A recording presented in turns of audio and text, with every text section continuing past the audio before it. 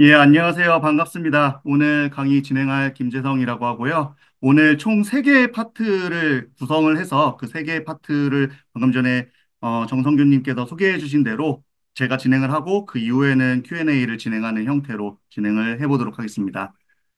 일단 첫 번째 파트입니다. 많은 분들이 가장 궁금해 하실 내용이라고 생각이 되는데요. 컨설팅식 보고서와 일반적인 보고서의 결정적 차이가 무엇인가? 이것에 대해서 굉장히 관심이 많으실 것 같아서 이 주제를 준비해 봤습니다.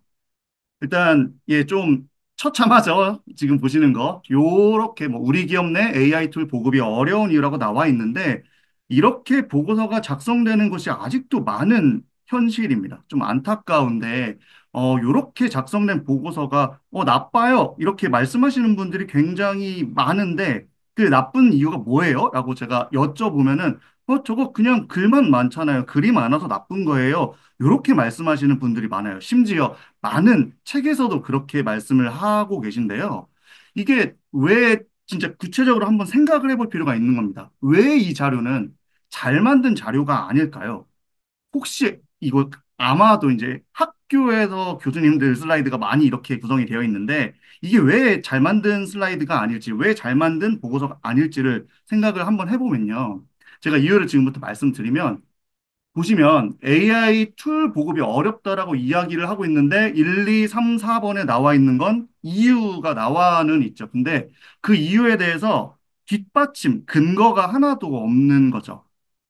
이게 무슨 말이냐면 제대로 된 자료였으면 요거는 제가 주로 말씀드리는 거지만 뚜껑 페이지로 작용을 하면 문제가 안 될 수는 있는데 이게 만약에 제대로 된 자료였다면 뒤에 나와야 될 페이지는 4가지 이유에 대해서 구체적인 조사 내용이 뒤따라야 하는 순서대로 가야 되는데 맨 앞부분을 저렇게 만드신 분께서 저걸 뒤에 구체적으로 쓰고 그 앞에 뚜껑 페이지를 저렇게 디자인하셨을 리는 없어요. 그래서 조사 내용이란 건 방금 전에 주장들을 보셨잖아요. 그 주장을 보신 것처럼 그 주장에 대한 근거를 실어주는 것이 굉장히 중요하다는 의미입니다. 그런데 근거는 또 뭐냐? 단순히 몇 개의 근거를 가지고 와서 또 그냥 말로만 풀어내는 이런 게 아니라 실질적인 숫자가 담겨 있는 데이터, 그리고 외부 사례를 리서치해가지고 가져오는 내용, 그리고 그것을 분석한 것, 마지막으로는 맥킨지도 가장 자주 활용하는 전문가 인터뷰, 이런 것들을 조합을 해서 앞에 나와 있었던 주장들에 대해서 근거를 대는 것이 중요하다는 의미입니다. 그래서 어떤 분야에 도입해야 하는지 우선순위 선정이 어렵다라고 주장을 하고 있을 때 이거를 객관적으로 납득시키기 위해서는 예를 들면 동종 산업, 내가 어떤 산업에 속해 있는 회사인데 그 산업에 있는 AI 도입 사례를 좀 보고 그리고 자사 현황을 비교해보고 내부 부서장, 기술과 관련되어 있는 내부 부서장이나 AI와 관련되어 있는 부서장들과 인터뷰를 해서 어떤 현황인지를 파악을 해서 그것을 정리하고 그 다음에 요것들을 사실 그러니까 팩트에 근거해서 보여줘야 잘 만든 보고서가 될 수 있다는 거죠. 그래서 가장 중요한 사실은 최초 예시로 작성된 자료에 이게 빠져 있는데요. 바로 소위 말해서 그래서 어쩌라고? 그러니까 액션 플랜 같은 게 담겨 있지 않아요. 그러니까 보고서가 단순히 주장만 하고 그 뒤가 공허하게 끝나면 좋은 보고서라고 할 수가 없다라는 거죠. 그래서 자료에서 말하는 내용은 아까 보신 그 보고서는 도입이 너무 어려워요. 이래서 어렵고요. 저래서 어렵고요. 이렇게 핑계를 대고 있고 투정을 부리는 수준에 불과하다는 겁니다. 근데 이게 만약에 실제로 잘 만들어진다면 이런 식으로 보고서가 나와야 돼요.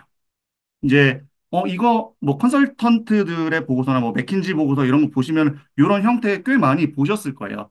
이게 위에 제목이 있고 그 다음에 2줄 정도 나와 있는 저 문장이 바로 헤드 메시지라고 불리는 부분이고 밑에 나와 있는 본문 부분에서 이 헤드 메시지를 뒷받침하는 근거를 대는 겁니다. 다시 조금만 더 설명을 드려보면 헤드 메시지 같은 경우는 위에 있죠. 이 헤드 메시지는 전체 페이지, 여러분들이 지금 보고 계시는 페이지를 담는 모두 포괄하는 주장 혹은 요약을 담고 밑에서 그 본문에 대해서 주장에 대한 근거를 제시해야 이게 제대로 된 페이지가 되고 이런 페이지들이 쌓였을 때 제대로 된 보고서로 작동할 수 있다라는 것을 말씀드리고 싶어요. 밑에 보시면 위에서 일단 보면 규제가 강한 의료 산업 특성 같은 것을 반영을 하고 동종 산업 부서별 AI 도입 현황을 모니터링해서 어떤 걸 도입할 건지, 도입 툴, 그리고 어떤 분야의 시기는 언제 도입할 건지를 검토해야 된다고 주장을 하고 있는데요. 밑에 보면 이 회사가 메디컬 그룹이에요. 그래서 전체적인 산업에서 AI 도입 의향을 분석한 내용을 저렇게 차트로 만들어 놓은 건데요. 그래서 의료 첨단 산업부터 쭉 이렇게 나와 있는 이 여기에서 의료를 하이라이트하고 의료는 도입 의향이 다른 데 대비했었을 때 훨씬 좀 낮죠. 그래서 매우 낮은데 무언가의 도입은 되고 있다라는 게 전반적인 AI 서베이 관련된 결과 리포트에서 이것들을 따오는 겁니다. 혹은 여러 가지 리서치를 통해서 이 차트를 구성하는 거죠. 그래서 요 본문에 제시된 근거 제가 첫 번째 걸 말씀을 드렸는데 요게 두 가지로 구분되는데요. 방금 전에 설명드렸던 리서치를 통해서 업계별 데이터를 가져와서 그걸 통해서 위에 나와 있는 주장을 뒷받침합니다. 규제가 강한 의료 산업의 특성상 AI 도입을 검토하는 비율이 다른 산업 대비 낮게 나타나고 있다. 이 차트를 다시 봐주시면 전반적으로 가장 의료 쪽이 AI 도입이 늦게 되고 있다는 사실을 볼 수가 있죠. 이렇게 받침을 한 다음에 오른쪽으로 넘어가서 의료산업이 규제산업의 특성으로 AI 도입 의향이 되게 낮게 나타나고 있는데 그래서 이제 규제 현황도 잘 봐야 되고 동종업계는 어떤 것에 AI를 도입하고 있는지도 잘 보는 게 좋을 것 같다. 그리고 의료 분야에서 직접 진단이나 치료와 관련이 없는 백오피스, 예를 들면 뭐 재무라든가 서무라든가 이런 쪽에 있는 백오피스 분야는 선 도입이 가능할 것으로 예상한다는 허트죠. 그러니까 인터뷰를 해서 이런 허트를 딴 겁니다. 이게 그냥 아무나 커트를 딴 게 아니고 ABC 메디컬 호프의 CTO라는 사람이 이런 커트를 따서 전 분야의 전문가 의견을 통해 주장의 신뢰도까지 같이 높이고 있다는 겁니다. 자, 이렇게 보면 아까 제가 잠깐 말씀드렸었는데 그리 많은 보고서는 좋은 게 아니에요. 그런 PPT 만들면 안 돼요. 이런 얘기를 보고서 작성에 관심이 있으신 분들이라면 한 번쯤은 들어보셨을 텐데 이렇게 보면 왼쪽하고 오른쪽을 비교했을 때 왼쪽이 글이 더 많아요. 그런데 지금 이 강의를 듣고 계시는 분들께서 오른쪽이 그러니까 더 잘 만든 보고서예요라고 말씀하실 분은 이제 안 계실 거라고 생각이 되고 왜 왼쪽 보고서가 잘 짜여진 보고서인지도 어느 정도 이해가 되시겠죠. 위에서 내가 할 수 있는 주장을 헤드 메시지에 담아서 주장하고 밑에서 그 헤드 메시지를 전부 뒷받침해주는 근거들을 나열해 줌으로써 이 페이지, 이 보고서가 완성이 되어 있는 보고서로 작동을 하게 되는 것입니다. 그래서 지금 방금 전에도 말씀드렸지만 그리고 강의에서 이거 누차 나오는 내용이지만 컨설팅 형식의 슬라이드라고 제가 칭하고 있는데 이 컨설팅 형식의 슬라이드는 대표적으로 헤드 메시지, 헤드 메시지는 리드 메시지, 거버닝 메시지 여러 가지로 표현이 되는데 일반적으로 헤드 메시지로 가장 많이 표현이 되고요. 헤드 메시지와 본문의 구조로 구성이 되고 있고 이 헤드 메시지는 그 페이지를 포괄하는 주장이나 요약이 담깁니다. 이게 왜 중요하냐면요. 포괄한다라는 게 위에 헤드 메시지에 나와 있는 내용이 밑에 근거로 전부 뒷받침이 돼야 되고 마찬가지로 헤드 메시지에 적혀 있는데 밑에 근거가 더 나와 있다거나 불필요하게 더 나와 있다거나 혹은 헤드 메시지는 말을 했는데 밑에 근거가 없는 이런 형태가 되면 안 된다는 것을 말씀드려 봅니다. 그래서 본문은 위에 나온 그 두 줄 이내의 헤드 메시지를 뒷받침하는 근거나 상세 설명이 실려서 이런 페이지들이 모이고 쌓여서 구성이 되는 게 바로 여러분들이 앞으로 만드셔야 할 잘 만든 보고서라는 말씀을 드려봅니다. 근거는 뭐 여러 가지 주제에 따라서 달라질 수 있는데요. 일반적으로 여러분들이 사무직이시고 저처럼 이제 컴퓨터 앞에 앉아서 일을 하는 분이시라면 이런 것들을 조사하면 대부분 해결이 됩니다. 데이터. 그러니까 내부 데이터가 주로 쓰이겠죠. 내부적으로는 이런 것들을 봐야겠네. 이거 쓰는 거. 그리고 외부 사례. 외부 사례도 여러 가지가 있을 수 있지만 우리와 관련이 있는 혹은 우리와 간접적으로 관련이 있는 혹은 거시경제 지표 이런 것들 플러스 이 객관적인 숫자와 리서치만으로 채워지지 않는 것. 그러니까 그건 어떻게 하는 거지? 아무리 리서치를 찾아보고 데스크 리서치를 해도 안 나오는 건 그 분야에 정통한 사람과의 인터뷰나 전직 그곳에서 일했었던 사람만이 그런 히스토리를 파악을 할 수가 있거든요. 그럴 때 전문가 인터뷰를 통해서 보고서 전체의 신뢰도를 확보하는 겁니다. 그래서 가장 처음에 보여드렸던 주장만 담겨 있었던 보고서가 만약에 방금 전처럼 전부 다 근거가 명확하게 팩트 베이스로 제시가 되고 전문가의 인터뷰까지 제시가 된 상태에서 그 네 가지 주장이 모두 커버가 되었다면 그 보고서 역시 잘된 보고서라고 말씀을 드릴 수가 있겠죠. 그래서 근거가 없는 주장을 하거나 사실을 나열을 하는데 주장이 없는 것도 나쁜 거예요. 그러니까 사실만 계속 나열을 해. 근데 보고서를 왜 씁니까? 어떤 의사결정을 통해서 실제로 이 일이 진행되게 하는 게 보고서의 목적인데 사실을 나열하고 주장이 없으면 so what? 그래서 어쩌라고가 없는 거예요. 액션 플랜이 없는 겁니다. 그리고 마지막으로 근거를 어디서 찾아는 봤는데 정말 제대로 들어본 적이 없는 리서치 기관이나 아니면은 그냥 인터넷으로 떠돌아다니는 소위 말하는 가짜 뉴스 같은 이런 것들 때문에 신뢰할 수 없는 근거를 들어서는 좋은 보고서라고 할 수가 없는 거죠. 그래서 지금까지 여러분들이 작성을 해오셨던 보고서가 되게 간단한 원칙이잖아요. 주장 담고 그거를 뒷받침해 줄 수 있는 근거를 잘 만드세요. 굉장히 쉬운 원칙인데 어떻게 보면 근거가 없이 주장을 해왔을 수도 있고 사실을 나열했는데 주장이 없기만 한 그런 것들로 연결되어 있는 보고서 혹은 신뢰할 수 없는 출처나 근거를 가져와서 보고서를 만드는 것은 아니었을지 한 번 더 뒤돌아보고 되돌아볼 필요가 있다는 점을 말씀드려 봅니다. 그래서 여러분들이 오늘 세미나만 들으시는 분들도 계시지만 그분들께도 저는 진심으로 도움이 되고 싶어서 요거를 말씀드려보고 싶은데요. 여러분들이 오늘 세미나가 끝나고 나면 과거에 여러분들이 직접 작성했거나 여러분의 팀에서 작성하셨던 그 보고서를 다시 한번 되돌아보시면 좋을 것 같아요. 그래서 오늘 위에는 헤드 메시지를 써서 주장, 밑에는 그거를 받침하는 근거. 요것만 딱 기억하시고 한번 수정해 보는 것만으로도 여러분들의 보고서가 조금 더 나아지는 첫걸음이 될 거라고 생각을 합니다. 이게 이제 제가 준비한 첫 번째 파트입니다. 되게 빠르게 진행이 될 거예요. 오늘 시간이 너무 짧다 보니까 그래서 파트 2도 말씀을 드리고 그 다음 파트 3까지 쭉쭉 진행이 될 거니까 계속해서 진행을 해보겠습니다. 이번에 말씀드릴 파트 2는 실무 사례 기반 문제 해결 프로세스예요. 그래서 여기서 말씀드릴 거는 제가 예전에 실제로 진행을 했었던 프로젝트 사례를 세니타이즈, 그러니까 보안이 위배되지 않는 않는 수준에서 좀 세니타이즈를 해 가지고 가져온 사례를 말씀드려 보도록 하겠습니다. 뭐, 이 강의를 들으시거나 뭐 제 강의를 이미 신청해 주신 분들 너무 감사한데 그런 분들이라면 아마 이 회사 이름을 한 번쯤은 들어보셨으니까 이 흥미를 가지고 와주셨으리라고 생각이 들어요. 그리고 컨설턴트나 뭐 전략 보고서, 전략적 사고 이런 것들을 생각하시는 분들 중에 검색을 해보시다 보면 당연히 맥킨지 세븐 스텝도 들어보셨을 겁니다.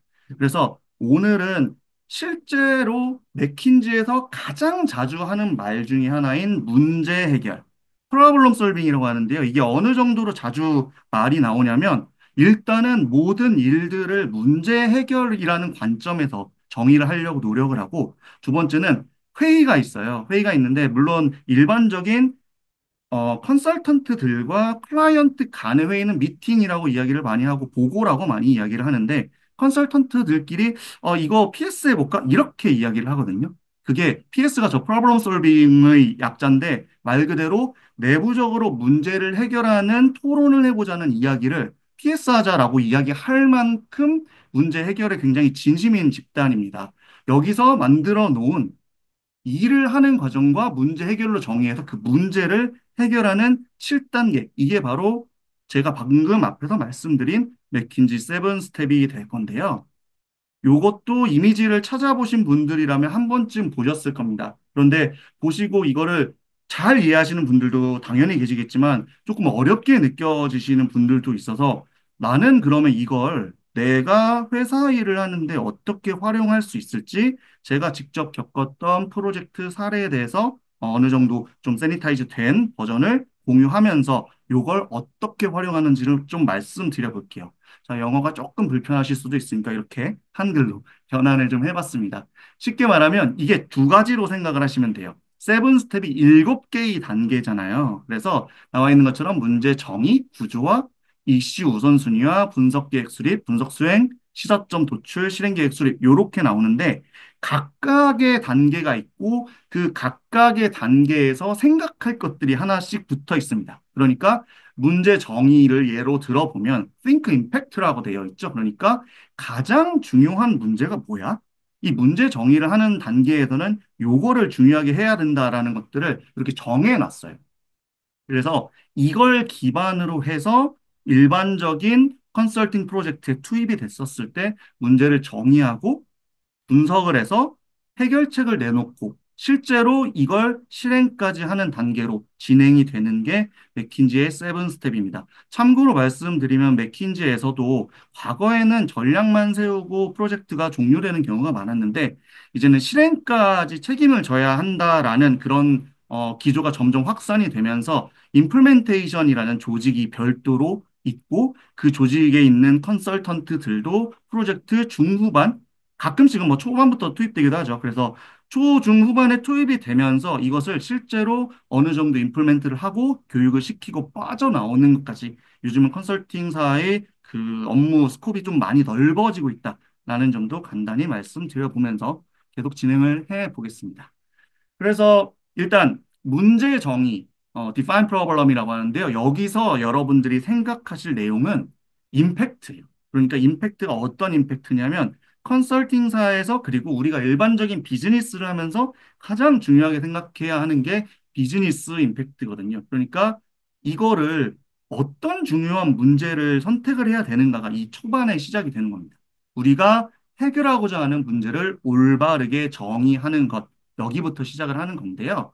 그래서 문제, 프로블럼이라고 하는데 이것도 나중에 프로블럼, 이슈, 루트 커즈와 이런 것들이 등장을 하게 됩니다. 근데 일단 문제란 우리가 해결해야 하는 이슈의 복합체 혹은 우리가 목표하는 바를 이루기 위해 해결해야 하는 것, 요런 용도로 쓰여요. 그러니까 쉽게 말하면 문제를 해결한다는 건 우리가 도달하고 싶은 곳에 도달하게끔 만들어주는 것 역시 문제를 해결함으로써 도달할 수 있다라고 사고를 하는 것이죠. 그러면 이제 예시를 좀 쉬운 거를 하나 들어보고 요거를 쭉 끌고 가볼 거예요. 근데 문제가 좀 명확하게 정의가 되어 있는 경우에는 앞부분에서 문제 정의를 하는 것도 쉽습니다. 예를 들면 이렇게 이야기가 나와요. 그러니까 공연장 매출이 자꾸 떨어져요. 이거 어떻게 해야 됩니까? 라고 이제 클라이언트한테 의뢰가 오면 이걸 기반으로 일이 시작된다라고 봅니다. 그런데 어느 정도 좀 명확해요. 왜냐하면 매출이 자꾸 떨어지고 있다. 물론 매출이 자꾸 떨어지고 있으니까 매출만 보는 건 아니에요. 매출 외에 다른 요인들이 매출을 떨어뜨리게 만드는 결과를 만들어낸 게 아닐까? 이런 것들도 의심을 해야 되지만 그래도 매출이 일단은 시작되는 프로블럼의 시작점이 되는 거라서 이런 건 다소 좀 명확하다. 그렇게 볼 수가 있습니다. 그런데 실제 이런 것만 있는 게 아니라 예시가 이런 것들도 주어져요. 어, 우리 타이어 회사인데요. 우리 10년 성장 전략을 좀 수립하려고 해요. 이렇게 이야기가 나오면 여러분들은 한번 생각을 해보시면 좋을 것 같아요. 자, 타이어 10년 성장 전략? 이거 수립해달라고 하면 난 뭘 해야 되지? 예, 뭐 시간이 길지 않기 때문에 잠깐만 생각을 해보시고 어느 정도 생각이 되셨다라고 가정한 뒤에 이야기를 더 드려볼게요.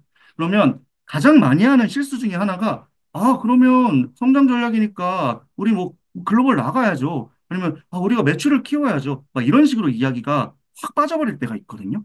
그게 바로 시작되면 안 되는 첫 번째 단계라는 겁니다. 무슨 말이냐면 여러분들이 저런 문장을 봤을 때 가장 먼저 나와야 할 질문은 define the problem이라고 했죠. 우리의 프로블럼. 성장이 뭔데? 이거부터 정의를 하고 진행을 해야 된다라는 거죠.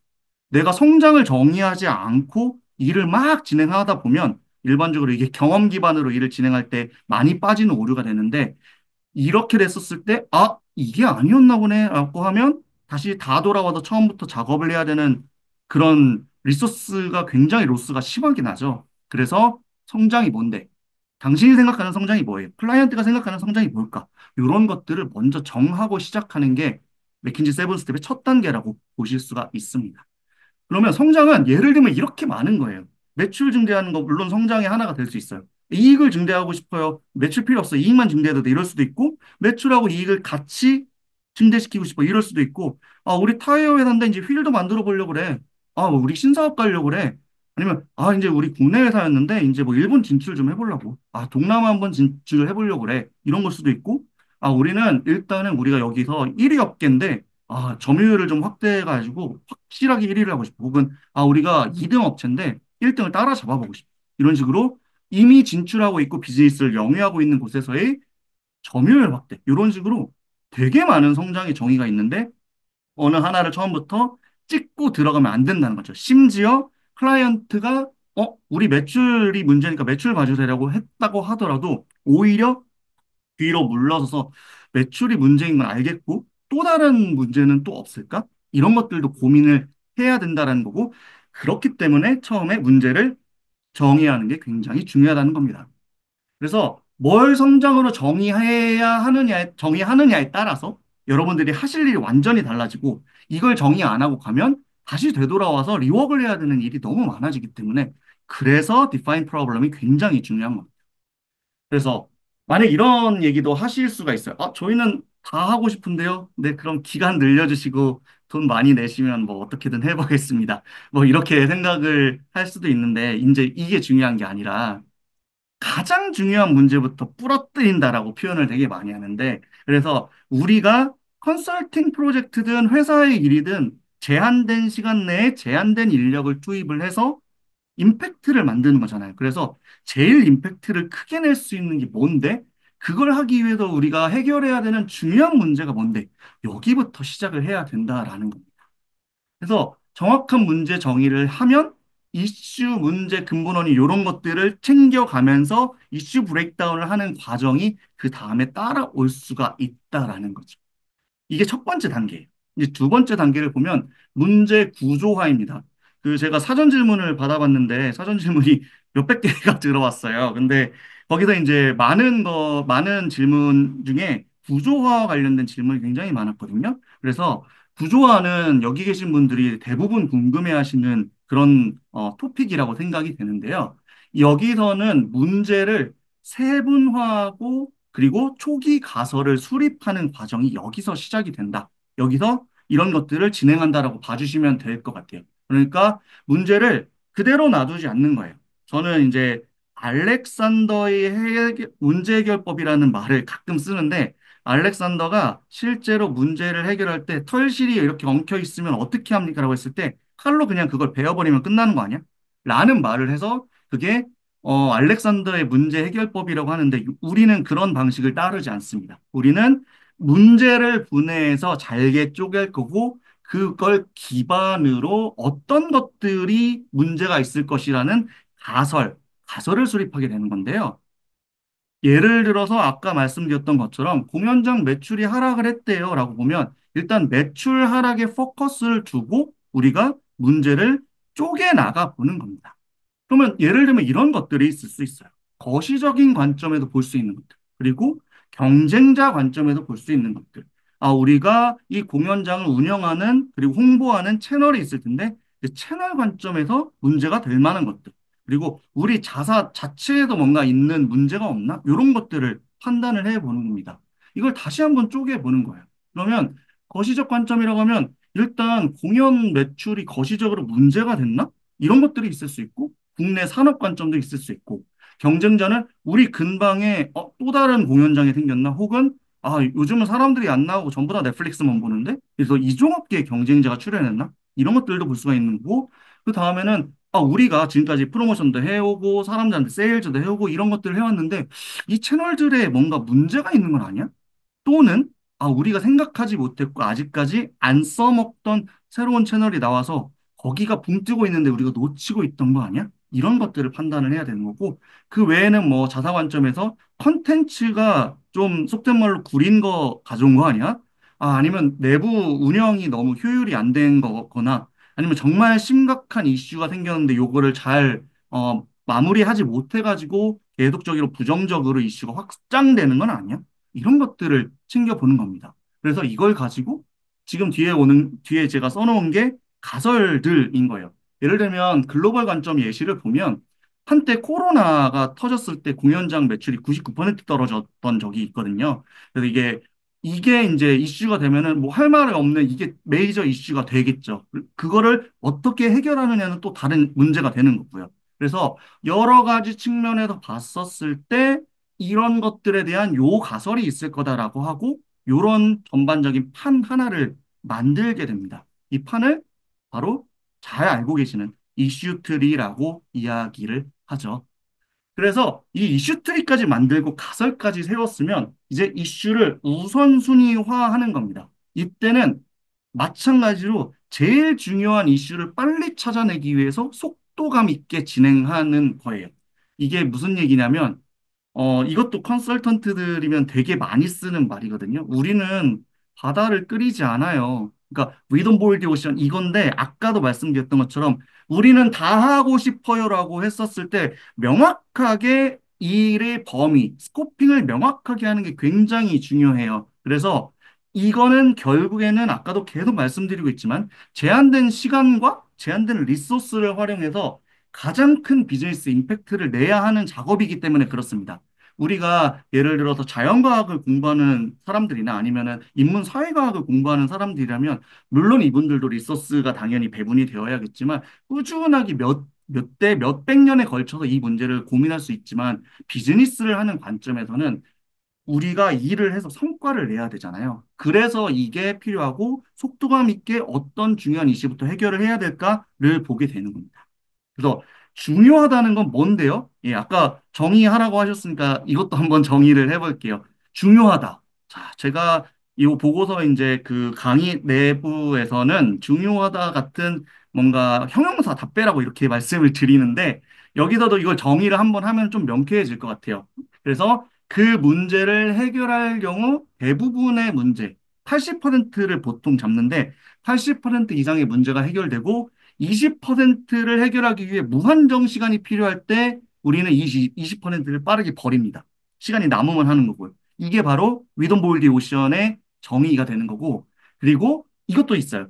예를 들면 부정적인 이슈가 막 확산되고 있는데 이거는 차단을 해야 될 거잖아요. 그런 건 그 문제를 놔둘 경우에 우리 비즈니스에 치명적인 결과가 예상될 때 이게 바로 중요한 문제들의 대표 예시가 된다라는 점을 알아두시면 좋을 것 같고요. 그래서 예를 들면 이거를 막 이제 가설을 세우고 데이터를 찾고 다른 리서치를 하고 또 인터뷰도 해보니까 결국에는 이걸로 이제 정의가 된 거예요. 채널 관점에서 문제가 있었던 거예요. 그래서 기존 채널이 뭐 우리께 별로인가? 아니면 신규 채널이 뭔가 등장했나? 요것들을 실제로 보게 되는 건데 그게 바로 분석 계획을 수립을 하고 아까 본 가설이 진짜 메이저 가설인지를 분석을 어떻게 할 건지 지금부터 이제 파 내려가기 시작을 하는 겁니다. 근데 분석 계획을 수립한다라는 거는 우리가 가지고 있는 한정적인 리소스를 어떻게 효율적으로 배분할 건가를 고민해서 그것을 배분을 잘 하고 일을 하는 건데 어떻게 배분을 하느냐 이거는 현업이든 컨설팅이든 어디든 똑같이 하시면 돼요. 그래서 팀원 또는 팀장 혹은 뭐 더 큰 레벨이어도 상관은 없습니다. 그래서 팀원별 연차나 혹은 전문 분야를 고려해서 업무를 배분하게 되는데요. 이렇게 보통 나뉘게 됩니다. 그 프로젝트 팀이나 아니면 더 큰 단위의 그 리더가 계실 텐데 그 리더들은 각각의 워킹 모듈이라고 해서 하나의 주제들을 잡고 일을 진행하는 사람들을 리뷰를 해주고 프로그레스를 체크하고 그 프로그레스를 체크해서 전체 보고서가 온타임 딜리버리가 될 수 있도록 보고서를 총괄하는 역할을 합니다. 물론 리더도 시간 없으면 직접 장표 만들고 헤드 메시지 쓰고 이런 거 합니다. 하지만 리더의 가장 중요한 롤은 이거다라는 말씀을 드린 거고, 그 밑에 있는 팀원들 혹은 이제 부서원들이라고도 표현할 수 있는데, 이런 팀원들의 역할은 각각의 본인들이 맡고 있는 모듈을 분석을 하고 나중에 시사점 뽑는 것도 하겠죠. 그래서 이런 것들을 진행을 하는 게 팀원의 역할.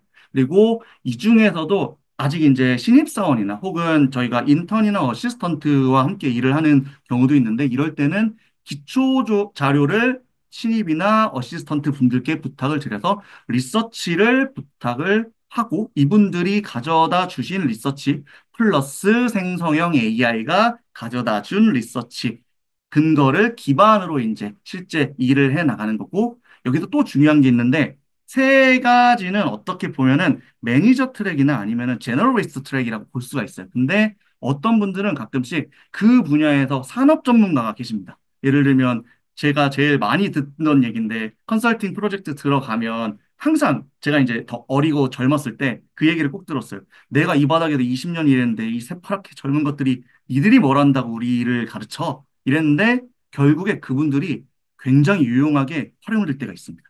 예, 사람한테 활용이 아니라 협조죠. 근데 어떻게 되는 거냐면 저희가 만든 가설을 기반으로 일을 해결해 나가면서 도저히 풀리지 않는 부분들, 그런 분들한테 질문을 드렸을 때 그분들의 인사이트로 마지막 하나의 그 문제가 풀리는 경우가 생기거든요. 그래서 만약에 여러분들이 진행하시는 일 중에 특정 분야에 어느 정도 전문성을 가지고 있는 유경험자가 계신다면 그 연관 업무를 할당을 하는 형태로 팀을 짜서 구성하고 일을 진행하는 걸 계획한다라고 말씀을 드리고요. 실제로 일을 합니다. 이제 분석을 하는 거죠. 그래서 이때는 팩트 베이스라는 이야기도 많이 하고 증거나 사실에 입각한 근거라고도 이야기를 하는데 우리가 아까 만들었던 가설들을 이제 증명을 해 나가는 거잖아요. 여기부터 우리가 메이저로 찍었던 가설이 맞는지 여부를 밝히기 위해서 객관적인 근거들을 쭉쭉쭉 만들어내는 겁니다.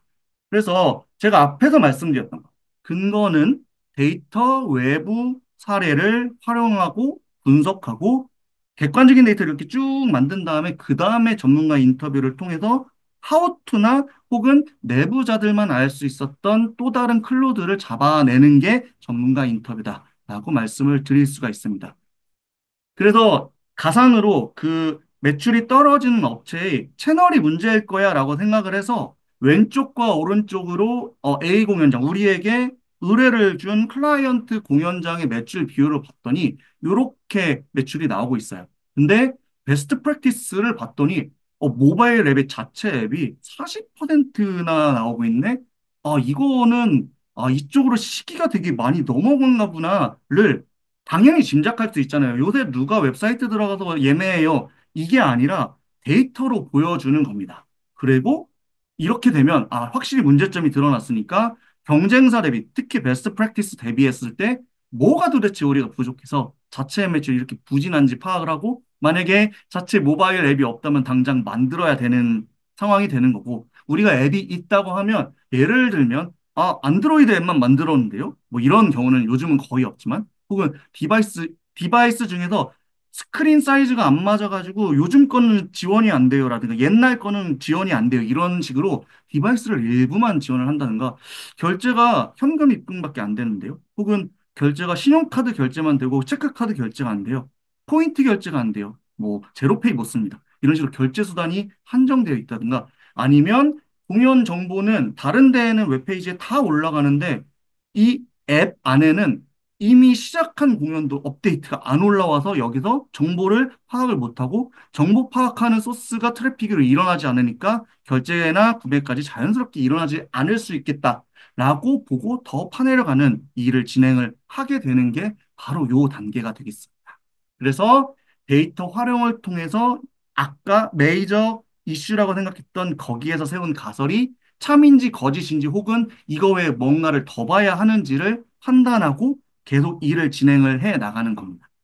그래서 일이 진행이 되었을 때 결국에는 시사점, 제가 계속 아까부터 말씀드리지만 so what인데 이거 액션 플랜이라고 회사에서는 되게 많이 말을 하죠. 그래서 그게 액션 플랜 조금 풀어서 말씀드려보면 그래 이제 문제는 알겠어. 문제는 알았으니까 뭘 해야 돼? 우리는 뭘 해야 될까를 나와야 잘 된 보고서라고 말씀을 드렸잖아요. 그래서 그게 문제여서 도대체 뭘 어떻게 해야 하는데 요거를 고려해야 합니다. 그래서 이제 우리는 그걸 통한 이거의 시사점을 발견했고 요 시사점을 도출해서 그 다음에 실제로 그 다음 단계에서 일을 진행해서 완수를 해야 되는 것이죠.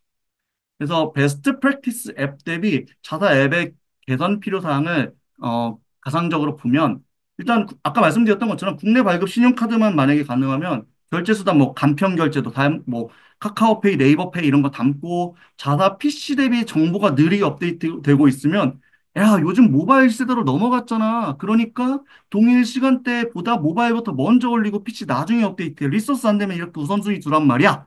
하고 이야기가 또 나와야 되는 겁니다. 그러니까 다시 말씀드리면 그 회사가 해낼 수 있는 액션 플랜들을 만들어내는 거예요. 그리고 뭐 예를 들면 프로모션 전략을 그 베스트 프랙티스 쓰고 있던데요.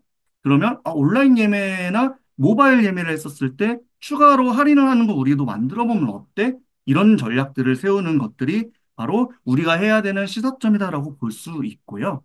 마지막으로 최종적으로 뭘 실행해서 만드는가. 이게 여기가 시사점 아니에요라고 생각을 하실 수가 있는데 조금 달라요. 왜냐하면은 맥킨지 세븐 스텝에서는 일반적으로 재언까지 하고 이제 철수를 하는 게 과거의 일반적인 전략 컨설팅사에서 하는 일이었는데 이제 이걸 실행을 해야 되잖아요. 그렇다 보니까 여기서 이게 잠재적인 솔루션을 6단계에서 끌어당기고 7단계에서는 그래서 그걸 하려면 뭘 해야 되고 구체적으로는 뭐 태스크는 뭐가 있고 이런 것들까지 나오는 게 7단계를 포괄하고 있다라고 말씀을 드릴 수 있을 것 같아요. 그래서 시사점을 기반으로 실제 해야 하는 일을 정의하고 일을 해서 그 문제를 해결하는 겁니다.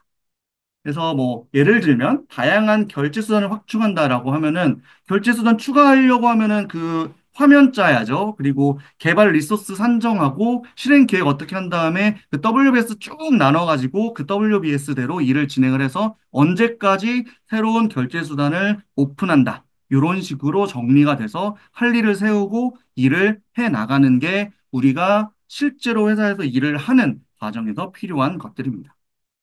자, 파트 1, 2를 이렇게 숨가쁘게 달려왔어요. 그리고 이제 약간의 홍보 같은 시간이 될 수 있을 것 같은데, 파트 3 같은 경우는 이제 바로 써먹는 템플릿 가이드북인데, 오늘 계신 분들께는 템플릿하고 가이드 하나를 드릴 거고요.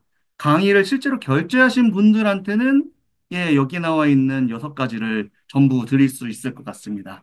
일단은 여기 모두 수강을 해주고 계시는 분들께는 첫 번째 가이드, 여러분들이 아마도 가장 관심이 많으실 첫 번째 가이드인 컨설팅 펌의 보고서 제작 가이드를 드릴 거예요. 그래서 구체적으로 프로세스별로 어떤 걸 해야 하는지에 대해서 말씀을 드릴 건데, 방금 전에 말씀드렸던 맥킨지 세븐 스텝보다 훨씬 구체적이고 그리고 실질적입니다. 그래서 오늘 여기 오신 분들은 그것을 전부 다 받아가실 수 있을 거고, 그리고 강의에서 이 온라인 강의에서 유료 결제하신 온라인 강의에서 쓰고 있는 여러 가지 컨설팅 형식의 장표가 있어요. 아까 보셨던 그런 장표도 포함해서 여러 장의 장표가 등장을 하는데 그 내용을 전달 드려서 쉽게 템플릿으로 활용을 하실 수 있게끔 준비를 했습니다. 그래서 요거는 이제 추후에 발송이 될 거고요. 그 외에는 나는 마케터인데요. 나는 광고회사 쪽이 더 궁금한데요 하시는 분들께 광고회사는 어떻게 보고서 만드는지 제가 이제 맥킨지와 오늘은 좀 맥킨지에 치중해서 이야기를 했는데 재계획도 이제 근무 경험이 있다 보니까 그래서 컨설팅단은 이렇게 만들고요. 광고회사는 이렇게 만듭니다. 요런 거를 전부 다 보여드리면서 두 번째 가이드는 광고회사는 보고서를 어떻게 만드는데 요거를 좀 말씀드릴 수 있을 것 같고 세 번째는 오늘 질문 중에도 그게 되게 많았어요. 부수 어떻게 잡아야 되는지 막막하다. 근데 그거를 제가 항문화를 시켜놓은 게 있습니다. 그러니까 법칙화를 시켜놓고 저희 강의에 약간 그 서브타이틀 같은 게 공식인데 그 공식처럼 만들어놔서 처음에 구조 잡는 게 너무 막막하신 분들이 구조를 쉽게 잡을 수 있는 것도 이 강의를 수강하시는 분들에게 제공을 합니다. 네 번째는 나는 어디를 조사해야 되는지 모르겠는데 내가 하는 일이 내가 새로 들어왔거나 이직을 해서 잘 모를 때 그럴 때 어떤 산업별, 어떤 기업별 분석을 해야 되는지 그것을 정리해 놓은 사이트 압축 시트를 제공을 해드릴 거고, 그 다음으로는 이제 그런 것도 있어요. 내가 잘 썼다라고 생각을 했는데, 뭐 상사한테 가져가니까 피드백을 받을 때 내가 잘 못 만든 보고서를 만든 것 같아요. 어떻게 해야 되죠? 이런 것들도 질문에 있었는데, 마지막까지 어떤 걸 체크해야 되는지 보고서 체크리스트를 제공할 거고, 마지막으로 요즘 가장 핫하고 제 강의에도 AI가 정말 많이 활용되고 AI를 어떻게 활용하는지를 말씀드리고 있거든요. 그래서 그러면 여기다 어떻게 해야 돼? 약간 유튜브 여기저기 봤었을 때 도움은 되지만 이게 다일까라고 생각을 하시는 분들께 제가 맥킨지 경험과 젤기 경험이 있는 제가 직접 쓰고 있는 프롬프트들을 꾸러미로 만들어서 함께 제공을 해 드릴 겁니다. 자, 세미나 지금까지 이제 쭉 숨가쁘게 진행을 했는데 도움이 좀 많이 되셨을까요? 어, 한 가지 좀 어필하고 싶은 점은 이 세미나 내용이 사실 제가 이제 진행하고 있는 그 온라인 강의에 그 진행이 돼서 업로드가 된 온라인 강의의 일부 내용을 발췌한 거예요. 그래서 요 내용들이 온라인 강의에도 포함이 되어 있습니다. 그래서 한 클립에서 일부를 발췌해서 말씀드리고 또 다른 클립에서 일부를 발췌해서 말씀드려서 두 가지 파트를 진행을 한 건데요. 이게 두 개였잖아요. 근데 클립이 실제 온라인 강의는 120개입니다. 60배죠. 엄청 많죠. 그러니까 차이가 날 겁니다. 만약에 여러분들이 오늘 배워가신 게 있으시다면 여기에서 배울 수 있는 건 더 많을 겁니다. 거기에다가 광고회사 보고서 작성 방법, 생성형 AI 계속 강조하고 있는데 요거 작성법, 그리고 체계적으로 발표하는 법, 준비해서 발표하고 Q&A까지 어떻게 대처하는지 방금 전에 6개 소개드린 템플릿까지 예, 얼마나 도움이 많이 될까요? 예, 여러분들 제가 물론 오늘 강의를 듣고 저와 이제 작별 인사를 하시는 분들도 계시겠지만 오늘 내용만 활용을 하시더라도 충분히 한 걸음을 잘 떼실 수 있으리라 생각을 합니다. 그런데 연봉을 올려주는 보고서 공식이라는 타이틀만큼 보고서만큼은 강의 수강을 하시고 완전히 체득이 되었을 때 우리 팀 에이스지라는 말을 들으실 수 있게끔 강의를 구성했습니다. 그래서 여러분의 연봉이 수직 상승하시는데 제 강의가 도움이 되도록 힘을 보태도록 하겠습니다. 이상으로 세미나 들어주셔서 감사합니다.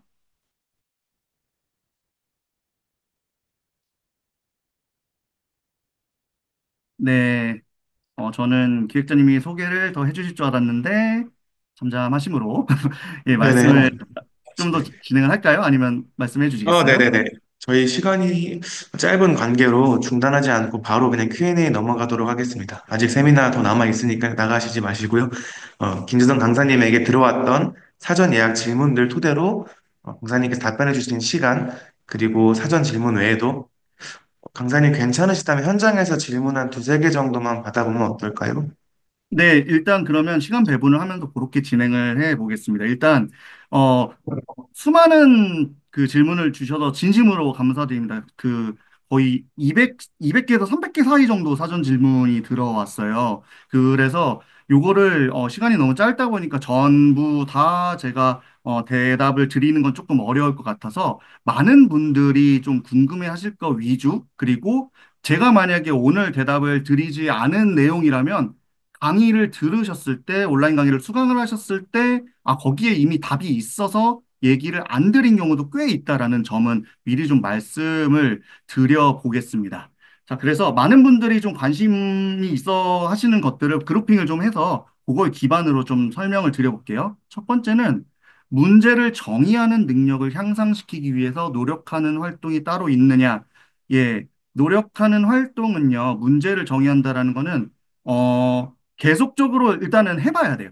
계속적으로 하는데 제가 다른 컨설턴트 분들이 똑똑하셔도 문제를 굉장히 잘 정의하시는데 저는 이게 이제 노력이 많이 필요한 사람이었고 그 노력이 많이 필요한 사람이기 때문에 일반적인 환경에서도 요거를 뭔가 불편한 상황이 있으면 이걸 해결하려면 어떻게 해야 될까? 여기에 가장 문제는 뭘까? 그러면 이걸 어떤 걸 통해서 해결할 수 있을까? 같은 것들을 되게 많이 좀 생각을 하는 편인 것 같아요. 그리고 이런 것들이 실제로 업무와 연관이 돼 있지 않더라도 계속적으로 생각을 하고 실제 업무와 연결되어 있는 부분은 똑같이 당연히 더 공을 들여서 생각을 했겠죠. 그랬었을 때 문제 정의하는 능력이 많이 향상이 된 것 같아요. 예를 들면 이런 겁니다. 뭐 횡단보도에 서 있을 때 파란불 되면 보통 그냥 사람들 건너고 빨간불 되면 서 있잖아요. 근데 저 같은 경우는 어 빨간불 이 횡단보도 이 여기에서 보행자 교통사고가 거의 대부분 일어난다는데 이거 해결할 수 있는 방법은 없나? 이거는 어떻게 해결하지? 이런 것부터 이제 시작을 하고, 이게 문제네?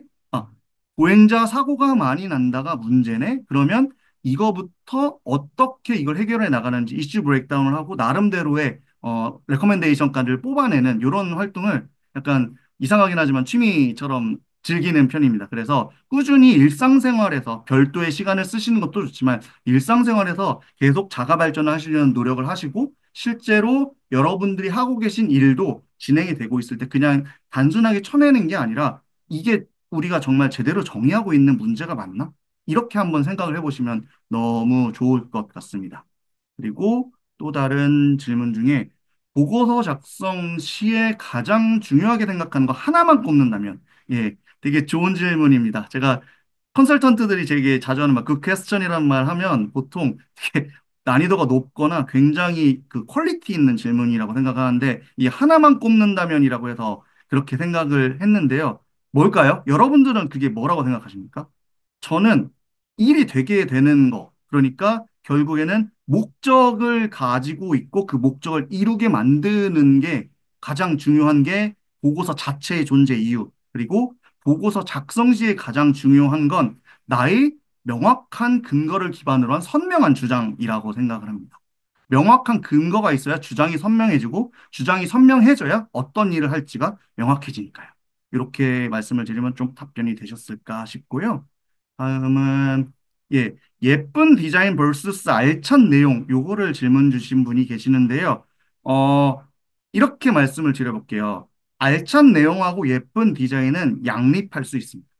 무슨 얘기냐면 디자인이 예쁘지 않은 슬라이드는 성의 없는 슬라이드고요.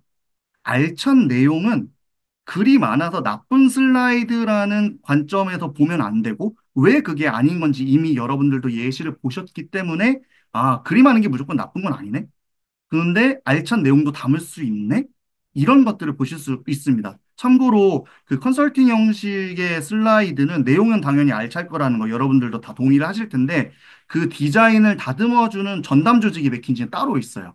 아예 그걸 상주하시면서 전담 조직이 오피스 내에도 있고 전 세계 글로벌에서 요청이 오는 것들을 처리하기 위해서 아예 그것들을 처리하기 위한 센터가 24시간 돌아가는 것도 있습니다. 이 정도면 알찬 내용하고 예쁜 디자인이 양립할 수 있고 둘 다 챙겨야 되는 거라는 걸 말씀드리는데요. 여기도 예쁜 디자인이 예쁘기만 하면서 내용이 그러니까 부실한 아까 말씀드렸던 것처럼 주장만 담겨 있는데 아까 처음에 나온 그 허술한 보고서가 아무리 예쁘게 꾸며져도 그건 잘된 보고서가 아닌 거예요. 그리고 알찬 내용은 잘 전달될 수 있어야 하는 겁니다. 구조화를 잘 잡고 선명한 주장을 가지고 팩트 베이스로 뒷받침해 주는 게 알찬 내용이라고 이야기할 수가 있겠죠. 그 다음에 또 말씀을 드려보면, 요거 많이 궁금해 하실 것 같아서, 아랫사람, 저연차 상대적으로 낮은 직급이 고연차나 상대적으로 높은 직급을 설득시키는 노하우. 자, 노하우나 팁이 있으면 참 좋겠지만, 없죠. 예. 여러분들도 발표를 하실 때 보통 자신 있게 잘 한 발표는 여러분들이 준비를 정말 열심히 해서 나 이제 누가 와도 다 이길 수 있어. 같은 자신감을 가지고 갔을 때 되는 거고 그렇지 않은 발표는 되게 깨름직하게 됐을 거예요. 근데 어느 정도 오늘 강의에서 말씀을 드릴 수 있었다라고 생각이 드는데 뭐냐면 정확하게 팩트 베이스의 근거를 가지고 여러분들의 주장을 가지고 가시면 돼요. 그러니까 고연차가 뭐 억지를 부린다거나 이러면 할 말이 없지만 굉장히 합리적이고 내 이야기를 잘 들어줄 수 있는 이 사람을 설득을 시킬 때, 이 사람을 설득을 시키는 건 객관적인 근거에 기반한 주장이어야 한다는 겁니다. 그래서 앞에서 말씀드린 내용들을 잘 숙지하시면 충분히 윗연차도 설득이 될 수가 있고 여러분의 아이디어도 채택이 될 수가 있습니다. 여기서 중요한 건 내가 가지고 있는 워킹 모듈만 다 썼을 때는 이게 전부일 수도 있어요. 여러분들이 저연차면 뭐 워킹 모듈 하나만 가지고 일을 하실 경우가 많아서 그럴 수 있는데 그분의 논리나 근거도 들어보고 이게 맞는지도 나도 판단해 볼 필요가 있다. 그래서 연차나 직급과 상관없이 그냥 일을 일로만 바라보고 이걸 같이 해결하는 동반자로서 생각을 했었을 때 내가 맞으면 열심히 주장하시고 저분이 맞으면 그거를 나도 인정할 수 있어야 된다라는 정도의 말씀을 드려보겠습니다. 그리고 요거는 굉장히 이것도 굉장히 굿 퀘스천인데요. 질문이 굉장히 날카롭습니다. 근데 많은 분들이 들으시면 궁금해 하실 것 같아서 말씀을 한번 드려볼게요. 자료 조사 과정에서 예상치 못한 지식이나 정보를 발견하여 기존에 계획한 목차 구조의 변경이 필요한 상황에 직면했을 때 어떻게 해결하십니까? 특히 팀 프로젝트인 경우 어떻게 조율하고 관리하십니까? 라고 말씀을 주셨는데요. 이게 오늘 강의에는 포함되어 있지 않지만 그 다른 클립, 온라인 클립에 나와 있는 내용 중에 하나가 그래서 가설 기반으로 일을 시작하는 겁니다. 많은 분들이 왜 가설 기반으로 일을 하나요? 그거 시간 너무 오래 걸리잖아요. 그거 생각하기 너무 고통스러운데 그 왜 그냥 잘하는 사람한테 하면 안 되는 거예요? 라고 생각을 하시는 분들이 있거든요. 근데 아까 말씀드렸던 막 내가 이 산업에서 20년 동안 일을 했는데 니들이 뭐라라고 하신 분들이 나중에는 대부분 프로젝트 끝나고 나갈 때 박수 쳐주시거든요. 그게 바로 그분들이 경험 때문에 놓치고 있는 그레이 에어리어에 대해서 가설이기 때문에 찾아낼 수 있다라는 겁니다. 그래서 애당초 예상치 못한 지식이나 정보가 발견될 가능성을 매우 낮추는 거죠. 근데 그럼에도 불구하고 기존 계획한 목차 구조 변경이 필요한 상황이면 되게 심각한 이슈인 거거든요. 그러면 두 가지 중에 하나입니다. 첫 번째는 우리가 진행하고 있는 일정을 미룰 수밖에 없어요. 아니면 정말 갈아 넣는 이 두 가지밖에 유일한 방법이, 아니, 유의한 방법이네요. 이 두 가지 말고는 딱히 저도 떠오르는 방법이 없습니다. 이게 팀 프로젝트일 때 만약에 리더시라면 자신이 만약에 방향을 끌고 갔다면 당연히 그러셨겠지만 그걸 인정을 하고 최대한 메이크업할 수 있는 방안을 리더는 생각을 하면서 안타깝지만 희생을 강요하는 수밖에 없습니다. 그래서 모든 일 누가 항상 뭐 10시 출근해서 7시 퇴근하면서 다 잘 처리할 수 있으면 얼마나 좋겠습니까? 그리고 사실상 뭐 MBB라고 불리는 빅3 펌들에 얼마나 똑똑한 사람들이 가서 근무를 합니까? 그 사람들이 바보가 아닌데도 그렇게 거의 밤샘 근무를 하면서 결과물을 만들어내는 건 일단은 첫 번째는 시간이 굉장히 타이트하게 관리가 되고 있기 때문이고 그런 과정에서 이것들이 정말 필요할 때 오늘은 주말에라도 일을 해야 될 것 같은데 싶으면 협조를 구하고 조율하고 관리하기 때문이라고 좀 말씀을 드려보겠습니다. 그래서 정리를 해보면 목차 구조의 변경이 필요한 상황까지 직면하면 안 돼요. 대부분 그러면 굉장히 안 되는 거고 본인보다 위에 있는 분들한테 미리미리 에스컬레이션해서 이걸 반드시 막아야 하는 건데 정말 그럴 경우가 생긴다면 진짜 최악의 경우가 온 건데 이 최악의 경우가 왔었을 때는 시간을 늘리거나 아니면 사람이 단시간에 더 임팩트 더 집중해가지고 일을 하는 방식으로 리소스를 투입하는 게 사실상 유일한 대안이 될 수 있다라고 말씀을 드릴 수 있을 것 같습니다. 일단 요 정도를 사전 질문으로 말씀을 드리고 나머지 부분에 대해서는 제가 다 답을 드리고 싶지만 너무 많아서 좀 안타까운데 강의에서 해결해 드릴 수 있는 내용들이 진짜 정말 많고요. 그리고 그 외에도 궁금하신 점들이 있으시면은 제 뭐 소셜미디어 같은 거 이제 인터넷에 다 공개되어 있거든요. 그리고 링크드인 같은 것도 제 이름만 치고 들어가도 충분히 보실 수가 있어서 뭐 친구 추가를 해주신 다음에 뭐 메시지를 주시면 제가 답변 드릴 수 있는 한에서는 답변을 드려보도록 노력을 해보겠습니다. 나머지 이제 현장 질문 한 두세 개 정도만 받아볼까요? 2분 남았네요. 저는 유림님께서 위에 지금 박수 때문에 잠시 묻혔는데, 강유림님께서 경험이 없는 입장에서 어떻게 전문가에게 좋은 질문을 할 수 있나요? 라는 질문을 남겨주셨거든요. 음. 그럼 아까 사전 질문과 비슷한 내용이긴 한데, 기다리는 동안 간단하게 한번 답변 주실 수 있을까요? 좋은 질문을 하려면 첫 번째는 고민을 정말 많이 하셔야 됩니다. 고민을 많이 하셔야 되고, 내가 여기에 대해서 깊이 고민을 했는지 안 했는지에 대해서는 정말 많이 티가 나요. 그 일을 잘할 때 잘하는 사람과 못하는 사람의 차이를 보통, 얘는 시키는 것만 해라고 생각을 하잖아요. 근데 얘는 시키는 게 아니라 외부 그 더 확장해가지고 일을 한다는 건 이 일이 뭘까를 진짜 진지하게 고민을 많이 해봤다라는 의미입니다. 그래서 본인이 고민을 많이 하시고 이 일을 둘러싸고 있는 것들이 무엇이 있을까? 그리고 이 일은 과연 어떻게 분해를 할 수 있을까? 요 관점에서 깊이 고민하신 다음에 이걸 고민을 내가 이렇게까지 했는데요. 이거는 모르겠는데 이건 어떻게 할까요? 라고 질문하면 시니어들이 보통 좋아하고 감동을 받습니다. 그래서 물론 이제 이럴 수도 있습니다. 정말 간단한 방법. 모두가 바로 쓸 수 있는 방법. 생성형 AI에 물어보세요. 그러면 되거든요. 근데 이게 되게 큰 문제가 되는데 저는 이걸 생각의 아웃소싱이라고 표현을 하거든요. 본인이 사고하는 과정이 없으면 나중에 AI에 물어보는 것만 습관이 되면 본인이 사고 능력이 떨어져서 제대로 된 질문을 갑작스럽게 여러분이 생성형 AI를 쓸 수 없을 때 물어볼 수가 없게 됩니다. 마치 권총 없으면 총은 정말 잘 쏘는데 나머지 싸움은 하나도 못하는 사람이 권총 없어졌을 때 상대방이 달려올 때 해결할 수 없는 것처럼. 그래서 AI는 제가 추천드리는 건 먼저 깊게 고민하고 AI를 통해서 보강하고 그걸 기반으로 넥스트 스텝에 대한 질문을 시니어에게 한다면 시니어가 충분히 감동받지 않을까 생각을 합니다. 또 다른 질문 하나 있으실까요? 한 가지만 더 받을까요? 8시 됐지만. 이게 좀 두 가지 질문이 있는데 먼저 담긴 질문 중에 미시 분석은 어떻게 하면 잘 할 수 있을까요? 미시 분석에서 미시 분류를 하는 기준이 궁금합니다. 라는 질문이 올라왔습니다. 네, 요거는 죄송합니다만 강의 속에 다 있습니다. 근데 간단히만 말씀을 드리면요.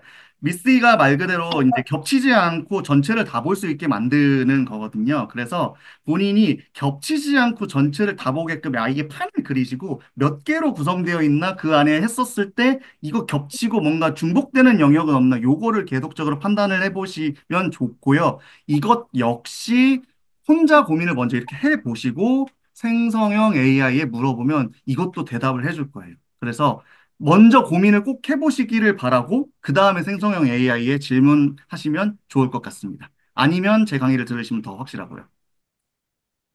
네, 그러면 저희가 오늘 김재성 강사님을 8시까지 모셨기 때문에 Q&A는 시간 관계상 여기까지 하도록 하겠고요. 오늘 1시간 동안 좋은 얘기 들려주신 김재성 강사님에게 소리가 들리진 않지만 박수 한번 남겨주시면 감사하겠습니다. 감사합니다. 오늘 다들 세미나 만족하셨을까요? 부족했던 부분은 김대성 강사님께서 만들어주셨던 연봉을 올리는 보고서 프레젠테이션 공식 강의에서 더욱 자세하게 확인하실 수가 있겠고요. 오늘 세미나 참여 신청해주신 분들에게는 아마 내일 중에 문자와 메일을 통해서 이 강의에 대한 할인 쿠폰을 받아보실 수 있을 거예요. 그래서 강의에 대한 할인 쿠폰 저희가 25% 할인 쿠폰 준비했으니까요. 25% 할인 쿠폰 꼭 사용하시길 바라고요. 네, 그리고 오늘 수강 후기도 한번 남겨주시면은, 페이지 한 장만 넘겨주시면은 저희 수강 후기가 있는데, 남겨주신 분들에게는 저희가 두 분 추첨해서, 김대성 강사님의 강의 무료 쿠폰을 지급 드릴 예정입니다. 그래서 지금 화면에 보이시는 코드는 지금 직접 기록을 해 두셔도 되고요. 아니면은 내일 저희가 문자 메시지와 메일을 통해서 쿠폰 코드를 전달 드릴 예정이니까 그때 사용하셔도 괜찮겠습니다. 강사님 화면 한 번만 넘겨주시겠어요? 네. 여기 QR코드 통해서 오늘 세미나 어떠셨는지 세미나 후기에 대한 설문조사를 남겨주실 수가 있고요. 설문조사 남겨주신 분들은 저희가 두 분 선정해서 무료 수강권을 드릴 예정입니다. 세미나 후기 잘 남겨주시면 감사하겠습니다. 예, 여러분, 세미나는, 네네. 예, 말씀 더 주십시오. 네. 아, 네. 세미나는 여기서 김재성 강사님 마지막 말씀하고 마무리 짓도록 하겠고요. 세미나 후기, 설문 끝나신 분들은 나가주셔도 괜찮겠습니다.